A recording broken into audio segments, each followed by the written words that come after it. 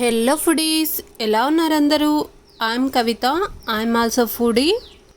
ఇవాళ half cup పెసరపప్పు, అలాగే పొట్టు పెసరపప్పు అండి. ఇది కూడా హాఫ్ కప్పు కందిపప్పు వేసి పప్పు ప్రిపేర్ చేస్తున్నాను.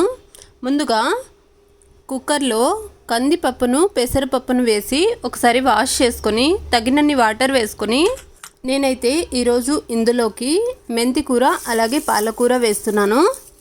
అలాగే కారంకి సరిపడా పచ్చిమిర్చి, టమాటా ముక్కలు, కాసిన్ని ఉల్లిపాయలు, వెల్లుల్లి రెబ్బలు, అలాగే పసుపు, సరిపడా సాల్ట్, కొంచెం కరివేపాకు ఇలా నలిపి వేసుకుంటే అన్నంలో తినేటప్పుడు అడ్డు రాదండి.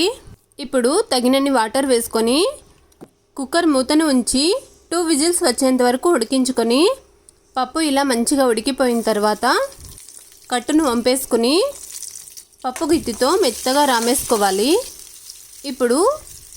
ఇప్పుడు పోపు పెట్టుకుందామండి. స్టవ్ మీద చిన్న కడాయి పెట్టుకొని ఆయిల్ వేసి అలాగే పోపు దినుసులు, కరివేపాకు, వెల్లుల్లి రెబ్బలు, ఆనియన్ ముక్కలు వేసి పోపు మంచిగా ఫ్రై అయినాక పప్పులో వేసి పార్చి పెట్టుకున్న కట్టును కూడా వేసి ఇలా బాగా కలిపేసుకోవడమే. చాలా హెల్దీ అండి ఈ పప్పు అయితే.